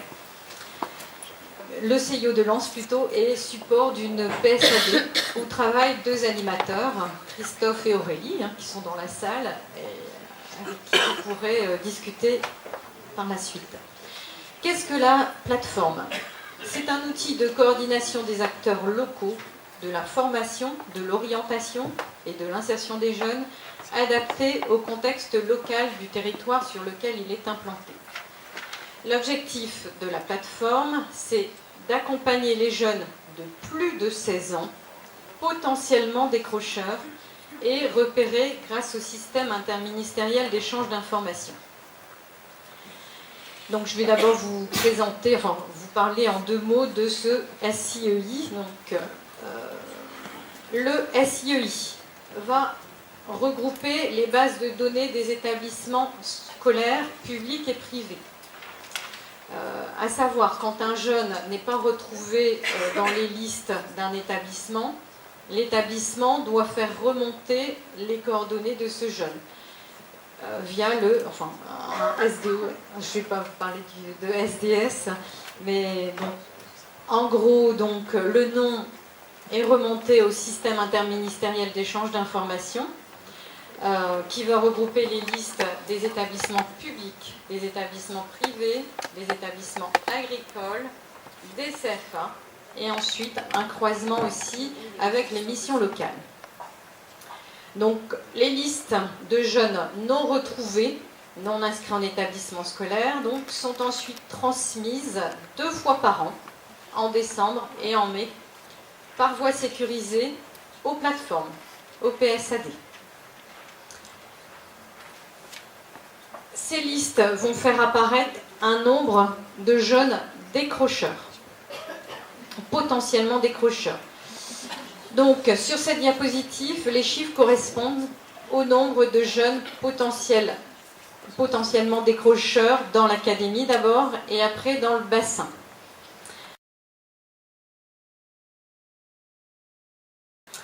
On va donc étudier maintenant ce qui s'est passé à la campagne de décembre 2016. Sur ce graphique, vous avez des pourcentages qui correspondent donc aux jeunes non retrouvés de plus de 16 ans par rapport aux jeunes scolarisés l'année précédente, et ceci par bassin, l'origine scolaire de ces jeunes non retrouvés. Donc on a toujours un pourcentage de jeunes non retrouvés par rapport aux jeunes scolarisés l'année précédente, et ceci par niveau. Ensuite, on a les 3 niveaux qui mènent à l'obtention du bac pro. Il y a un bilan fait par la plateforme suite donc à la campagne SIEI de décembre 2016.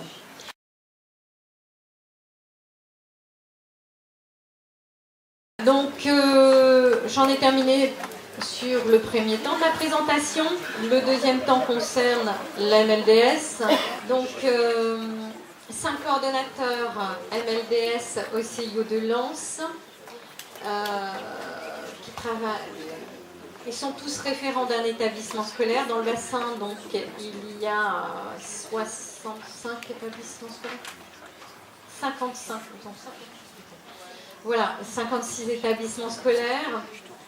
Chaque coordonnateur a plusieurs établissements scolaires en charge.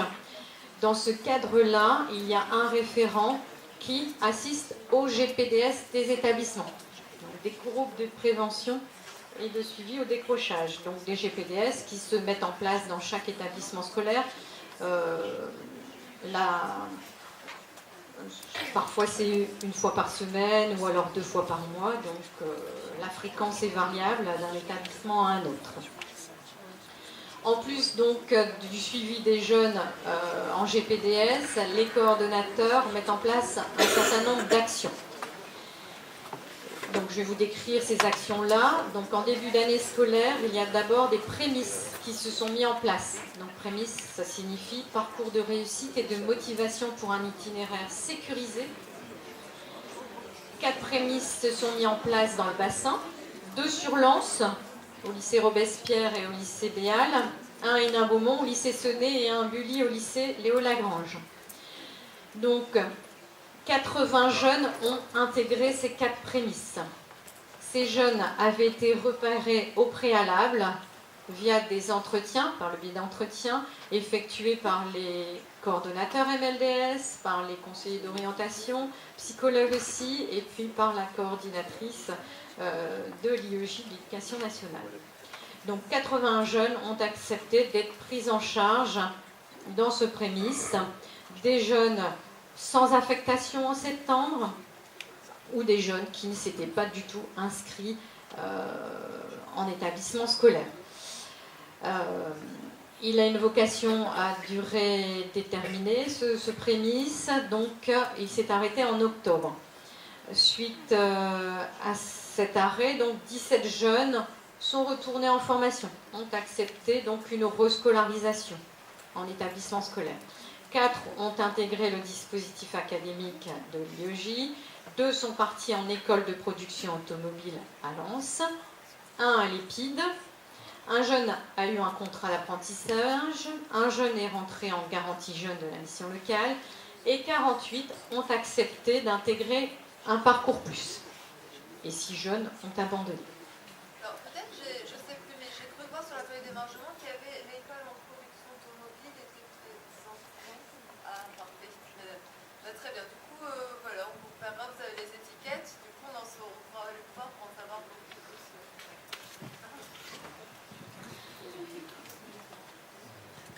Donc, ensuite, à partir du mois de novembre, se sont ouverts 4 parcours plus personnalisés. Donc, ces 4 parcours plus ont pu proposer une place à ces 48 jeunes. Je pense que Mathias a intégré peut-être le prémisse ou alors le parcours plus après. Parcours plus. D'accord. Alors, je voulais dire que toutes ces actions, il faut avoir plus de 16 ans. Hein. Donc, Mathias avait plus de 16 ans quand il a intégré le parcours plus. Alors, en fait, tout à l'heure, c'est vrai qu'on est plusieurs. Enfin, voilà, en tout cas, dans ma tête, tu as dit j'avais 14 ans quand j'ai arrêté les jeunes. Non, il a dit j'étais en 4e, hein, mais il n'avait pas 14 ans quand. Mais alors, du coup, vous avez dit 1 an et demi, justement, et c'est à partir de Collège, mais il avait doublé, donc il avait 14-15 ans, et comme il est resté 1 an chez lui, il a pu donc à 16 ans intégrer. Voilà. Du coup, c'est parce que dans la salle, j'entendais aussi, les dames, beaucoup aussi de travailleurs sociaux au sein du département alertés pour des situations de 12-13 ans, etc. Voilà, toutes les actions que je vous présente sont des actions pour des jeunes qui ont plus de 16 ans.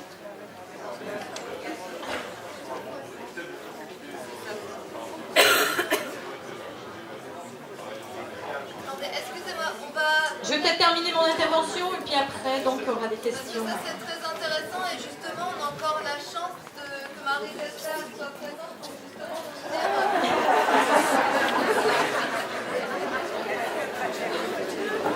Et on va tout de suite terminer sur justement les C'est Parcours Plus. On donne encore 5 minutes et après on va se faire Voilà. la parole. Ces Parcours Plus donc vont accueillir un certain nombre de jeunes sans solution. Donc ils étaient 48 au départ. À ce jour, ils sont un peu plus de 60. Lors de ces Parcours Plus, les jeunes ont quelques matières générales, bien évidemment, mais ils ont la possibilité de faire des stages en entreprise, des stages d'immersion en lycée professionnel pour travailler de projet. Après, donc, les coordonnateurs de la MLDS font intervenir d'autres personnes, par exemple le fil d'Ariane pour la gestion du stress, ou la maison des adolescents aussi. Voilà, on peut faire intervenir différents partenaires extérieurs à l'éducation nationale.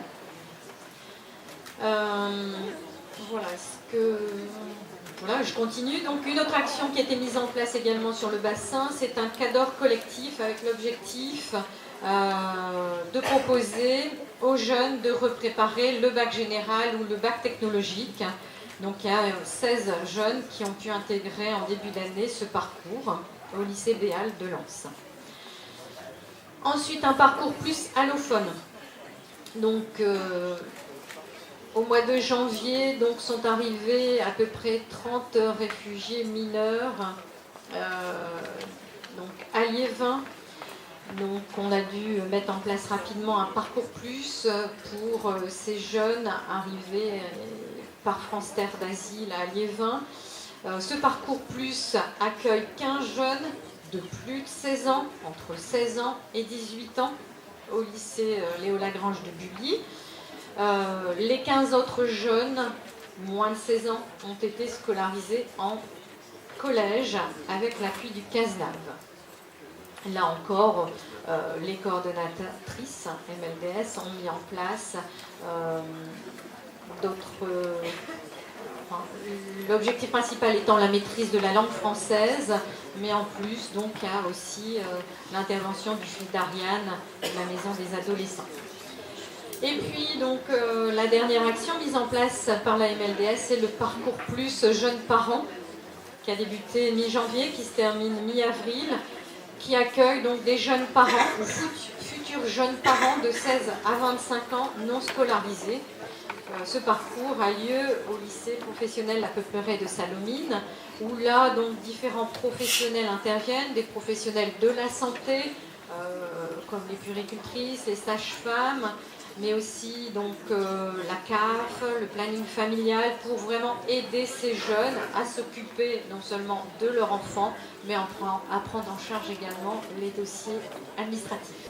Donc je vais revenir un petit peu sur les actions qui sont mises en place dans le cadre de Focal, afin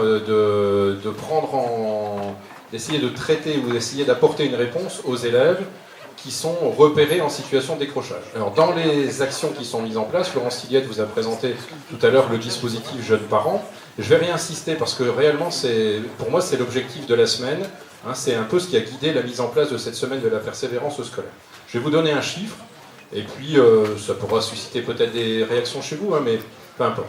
On a donc cette action à destination des jeunes parents. C'est la 3e année qu'elle est mise en place dans le bassin. C'est ma collègue Dominique Litmanowski qui était animatrice focale avant moi, qui avait mis en place cette action avec Sandrine Prigoda, mon assistante, qui chapeaute, et Madame Kieva aujourd'hui, qui est mon adjoint, qui gère cette action. On a aujourd'hui un autre dispositif qu'on essaye de mettre en place dans le cadre, au départ de la fabrique à projet, dans le cadre de Focal maintenant, c'est de mettre en partenariat, de créer des alliances éducatives entre les établissements scolaires et les structures de proximité que vous êtes et qui œuvraient, et si vous êtes là cet après-midi ou ce matin toute la journée, c'est qu'on peut imaginer que c'est parce que vous vous intéressez au décrochage scolaire. On a mis en place donc sur le site internet Focal, à destination des établissements scolaires, on a mis en place une liste de partenaires qui peuvent être mobilisés par rapport aux problématiques que l'on rencontre dans nos établissements scolaires et pour lesquelles on ne trouve pas de réponse. Moi, je le dis humblement, hein, on n'a pas une réponse à toutes les situations. Dans nos établissements scolaires, on a des jeunes qui posent des difficultés particulières pour lesquelles on n'a pas nécessairement une réponse. On a des personnels qui sont performants, qui sont qualifiés, mais qui n'ont pas à la fois ni toutes les compétences, mais également ni toutes les prérogatives pour intervenir auprès des jeunes dans des situations très particulières. Et vous, par contre, parce que vous êtes dans les quartiers, parce que vous êtes des structures reconnues, vous avez, vous, parfois, un regard, une expérience, des compétences qui peuvent être mobilisées. Ça répond aussi peut-être également à une des questions qui a été posée tout à l'heure concernant les jeunes de moins de 16 ans. Nous, on met en place des actions, dans le cadre de la MLTS notamment, pour des jeunes de plus de 16 ans. Mais quand les jeunes ont moins de 16 ans, comment fait-on? Eh bien là, on travaille avec nos propres compétences, qui sont limitées à ce qu'elles sont. Mais par contre, vous pouvez être le prolongement, vous pouvez être partenaire, ou vous pouvez apporter un autre regard par rapport à ces difficultés que l'on rencontre. En tout cas, les actions qui sont mises en place sont sur le site focal. Donc si vous vous y connectez, à un moment donné, ça peut vous apporter des réponses.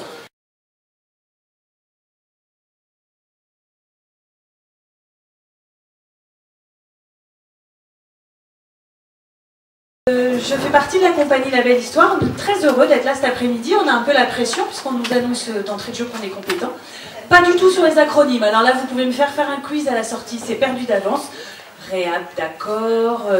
MST, d'accord. Mais alors après, je pense que ma compétence s'arrête là. Donc je vais avoir besoin de vous après la représentation pour refaire un point sur toutes ces abréviations. Alors, avant de vous présenter les trois comédiens avec qui je suis venue, je tenais d'abord à vous adresser mes remerciements. Alors, la liste du comité de pilotage restreint qui nous a fait confiance est quand même assez longue, donc je pense qu'on les recitera à la fin de l'intervention. Mais quand même un merci particulier à Paul Avenel de l'Uriops qui nous a fait confiance. Un merci particulier à Florence Duvauchel, je ne sais pas où tu es Florent. Merci du CCAS de Carvin qui a pensé aussi à nous. Merci aussi pour l'action que vous aurez juste après dont je vais parler. Et merci à Mathias Mailleux pour l'action qu'il s'apprête aussi à mener. Je ne sais pas où est Mathias. Et voilà, il est là. Alors, les remerciements étant faits, j'ai le plaisir de vous présenter Samira, Estelle et Nicolas, trois comédiens professionnels de notre compagnie. Alors nous sommes une compagnie théâtre à la fois tout à fait classique, située à Villeneuve-d'Ascq. On propose des spectacles de divertissement pour le jeune public, etc. On travaille avec les collèges et les lycées. Certains d'entre vous nous connaissent peut-être sous ce volet-là. Mais depuis quelques années, nous avons développé un outil que nous appelons le théâtre d'intervention. Le théâtre d'intervention, c'est en fait une forme de proximité, comme vous le voyez, où des partenaires nous contactent en disant voilà, on a envie d'aborder telle thématique de façon forcément un peu décalée, et pour sortir des sentiers battus. Et un comédien référent se déplace et lors d'une réunion que nous appelons, et donc en l'occurrence c'était Estelle, cette réunion que nous appelons nous l'étape éponge, on vient se nourrir de la réalité du terrain, on vient entendre tous les témoignages qui peuvent, nous, voilà, comme je le disais, nous nourrir sur la thématique. À l'issue de cette étape éponge, l'équipe se réunit et écrit un scénario. Donc en gros, ça veut dire que l'histoire que vous allez avoir cet après-midi, qu'ils vont vous jouer, vous interpréter, est unique. Elle a été écrite juste pour vous aujourd'hui, pour cet après-midi, sur la base des témoignages que nous avons recueillis. Donc peut-être que vous retrouverez des petites choses qui, ah tiens, ça pourrait peut-être faire penser à... Bon, je ne vous cache pas que éventuellement, on va peut-être un peu caricaturer, ça peut nous arriver. On peut décaler un peu beaucoup, ça peut nous arriver, parce qu'en fait, notre compétence, elle est artistique, mais la compétence sur la thématique, c'est vous qui l'avez. Et donc, nous, notre objectif, c'est, en s'appuyant sur l'histoire que vous allez voir tous en même temps, cet après-midi avec nous, de vous faire réagir. Oh là là là là là là. Oh, c'est bien.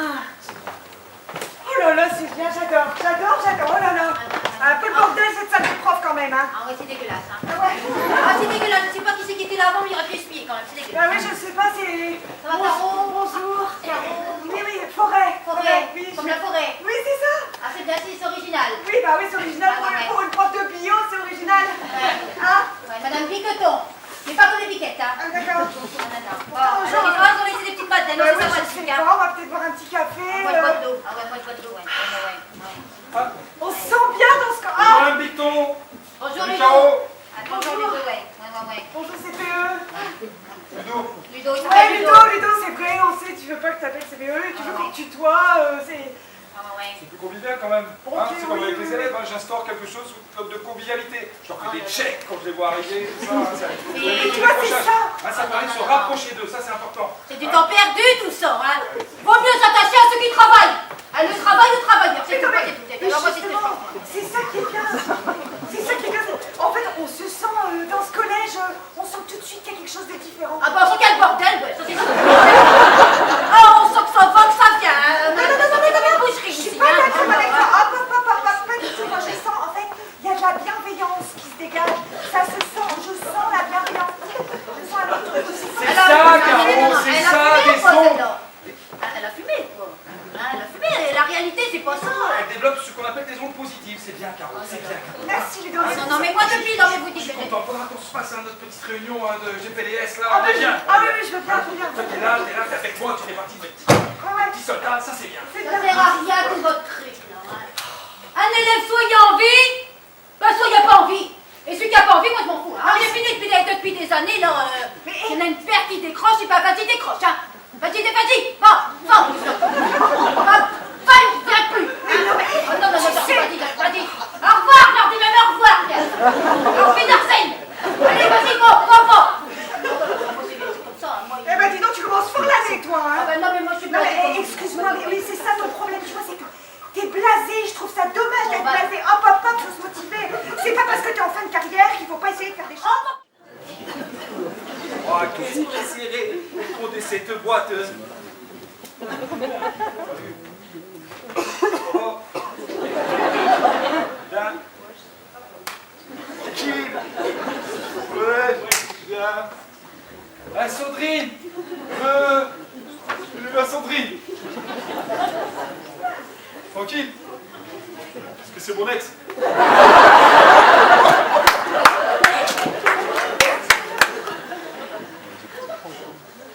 Maintenant, c'est bien. Il y a du monde, hein. Premier, devant, toujours les faillots. Bien. Qu'est-ce que t'as fait ce week-end? C'était bien. Ouais. Et toi aussi, là, t'étais voir quoi? Ouais. C'était bien, ouais. Ouais, moi aussi, j'aime bien. Oh, il y a du monde. Je joue à FIFA. Merde. Qui c'est là? Moi, je sais pas rentrer en cours. Je suis sûre, les gens ils vont me regarder, ils vont encore dire une tête de cassos, celle-là. Sérieux, une tête de cassos, ça va? Non mais c'est vrai, on a l'impression des fois, les gens ils te regardent, on a l'impression qu'ils te passent un scanner. C'est vrai, moi je m'appelle Morgane, j'ai pas un nom facile à porter des fois, mais je veux dire, je suis...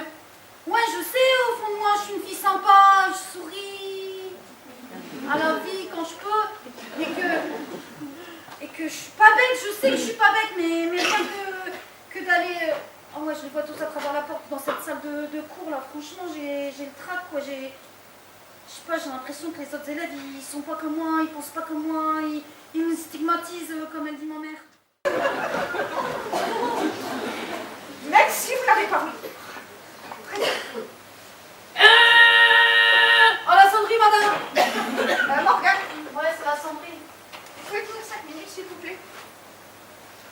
J'ai rien fait, moi. Non, mais pas du tout, mais c'est pas pour... c'est pas du tout. Non, mais on va encore dire, si vous me gardez à la fin de la classe, on va encore dire j'ai fait un truc, j'ai rien fait. Non, mais Morgane, je voulais juste vous dire... Hein, ne vous laissez pas polluer par tout ce que Nolan peut vous dire. Hein, d'accord? Moi, je crois en vous. Je sais que vous pouvez le faire. Challenge. Je peux nettoyer des toilettes, ça je peux le faire. Non mais ça, c'est donné à tout le monde à partir du moment où il y a Clément Chaud à la limite. Mais moi potentiellement, je sais que depuis que je suis petite, je vais vous dire un truc. Depuis que je suis petite, je sais que c'est comme si vous aviez plein de routes devant vous et qu'en fait au bout de chacune de ces routes, vous avez un panneau sens interdit. Et que moi, la seule route qui est possible, c'est d'être à l'arrêt de bus et d'attendre que le bus qui m'emmène pour aller récurer les toilettes, il vienne, c'est tout. Moi, c'est comme ça que je m'ai construite, en fait. J'ai pas de... Je passe pas le code de la route pour ça. Regardez-moi, vous avez un an, hein, un an pour réfléchir. Vous avez un an pour choisir votre route encore. Hein, et je vais tout faire pour vous aider. Hein, parce qu'il n'y a pas forcément que APH, hein, il y a peut-être d'autres choses qui peuvent vous confier, vous voyez. Hein, vous êtes gentil, madame. Vous aussi, vous ne laissez pas polluer par les élèves.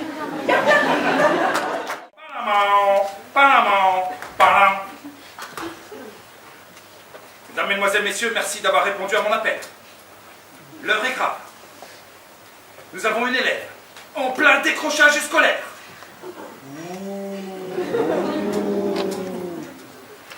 C'est pour ça que je vous ai réunis ici ce soir.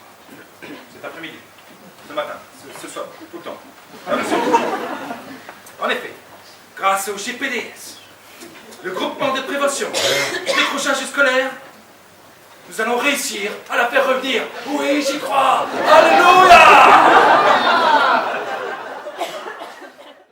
Bien, au rapport. Madame l'infirmière.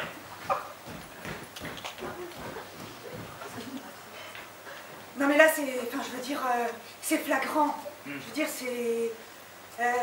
Morgane est toujours dans l'infirmerie, elle trouve toujours une excuse. Il y a toujours quelque chose qui ne va pas. Elle est indisposée 3 semaines par mois. Je me doute qu'il y a quelque chose qui cloche. C'est vrai que c'est pas très normal. J'ai essayé de rentrer en communication avec elle, j'ai essayé de lui expliquer, mais il semblerait qu'elle soit vraiment enfoncée dans de graves problèmes personnels et j'arrive pas à ouvrir la porte, vous voyez. Enfin si, j'arrive à ouvrir la porte de l'infirmerie, mais vous voyez, j'arrive pas à accéder. Pour comprendre effectivement comment ça se fait qu'elle était disposée plusieurs fois par mois. C'est vrai que c'est étrange, ça cache quelque chose là-dedans, là-bas. Gwendoline, de la COP, COP, sécurité. J'ai ici le rapport. Alors, je me permets de dire qu'il y a chez Morgane comme une déconnexion de son moi qui n'est plus en adéquation avec le cordon ombilical de ses parents qui eux-mêmes, voyez-vous, ont démissionné. Voilà toute l'affaire. Si les parents démissionnent, alors les enfants aussi, voyez-vous, ne peuvent pas, eux, signer leur rapport pour la vie. Si les enfants démissionnent, c'est que les parents ont démissionné. Voilà, c'est tout ce que j'avais. Merci beaucoup. L'assistante sociale. C'est moi.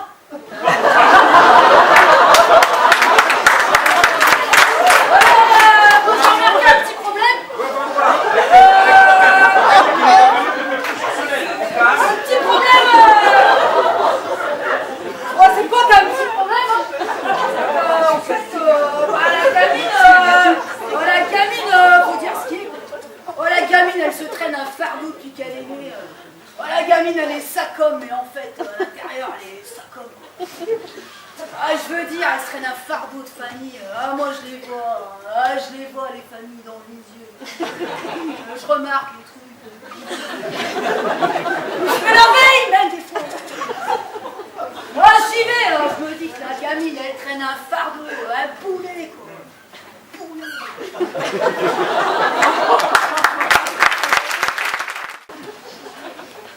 En attendant, je vais appeler la MLDS. Je pense que ça, c'est une bonne idée.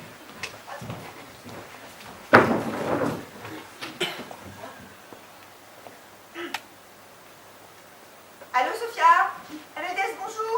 MLDS, GPDS, CCAS, je peux vous répondre dans les autres cas. Mais je suis là pour vous. Voilà, on a un problème avec une élève. Oui, tout à fait. Oui. Dites-moi tout. Elle s'appelle Morgane, voilà, je vous envoie toutes les infos, je vous envoie un mail pour faire un petit topo, un petit laïus. On va appeler les parents. D'accord. On va essayer, on va insister, on a déjà appelé plein de fois, mais on va insister encore. Bien, je compte sur vous. Vous pouvez compter sur nous. J'ai besoin de vous. Attends, on va avoir un bébé, quoi, tu vois, je vais être maman, tu vois, pour une fois, je vais avoir un rôle dans une vie. Tu vois, le rôle de la fille qui a 15 ans et qui sait pas qui elle est, qui sait pas ce qu'elle fait, tu vois, ça, j'arrive pas à le tenir, je connais pas ce rôle-là, j'ai du mal.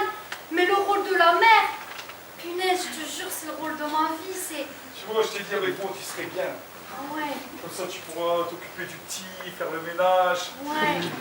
faire à manger. Ah ouais. J'entends déjà, tu vois, Gérard, il fait ouais.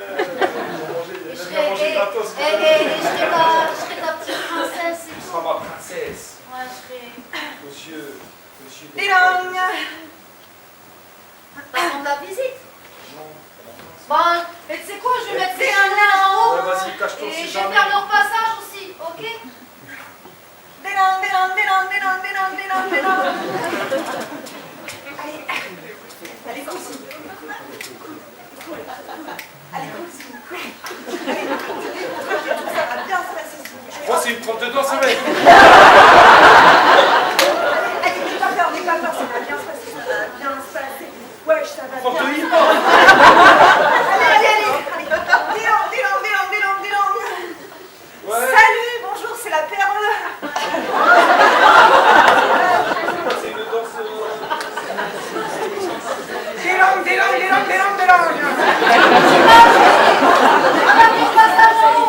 Ouais, va te cacher. On dit on joue à cache-cache.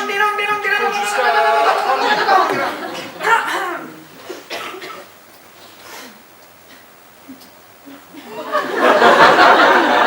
Chelou, j'ai l'impression qu'elle voit que je la vois.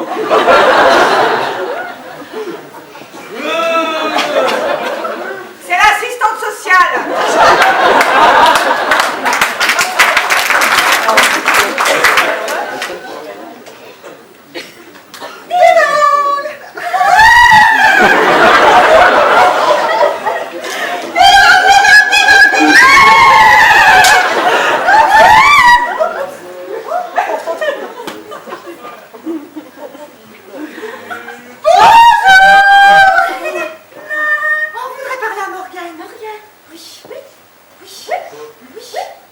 Parce qu'on a parlé de son avenir.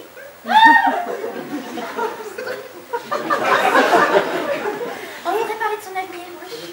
Nous sommes une association associée, surtout moi, d'une fille d'Ariane. Madame Pousset, je vais l'ouvrir.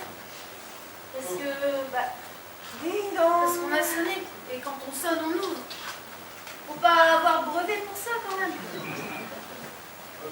Bonjour, c'est la PMI. Je peux rentrer 5 minutes? C'est le PMU? Oui. En fait, je viens pour votre bébé. Je suis pas dans les courses de chevaux. Je viens pour votre bébé parce que, en fait, si vous voulez... Comment qu'elle le sait? J'ai envoyé un dossier C'est ça. à la spam. C'est ça. Et en fait, selon nos statistiques, en fait, votre enfant a 99,99% de chance d'être un enfant décrocheur. Merci d'avoir cru en moi. Je peux prendre ma flotte. Excusez-moi, faut que j'aille le changer parce que ça va pas vous laisser forcément une bonne odeur dans la salle de bain. Mais merci à vous, faites du bon boulot. Merci madame Laforêt. Merci monsieur CPSP.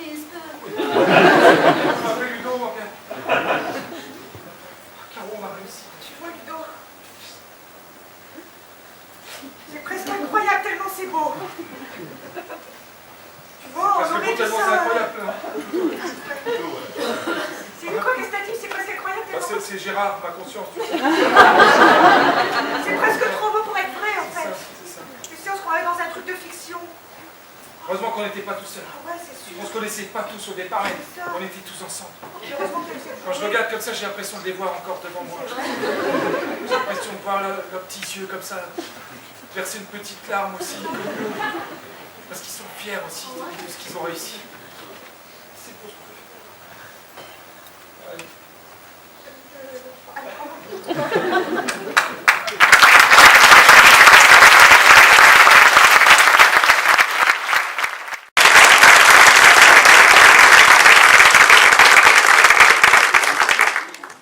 Bon, alors moi j'ai le mot de la fin.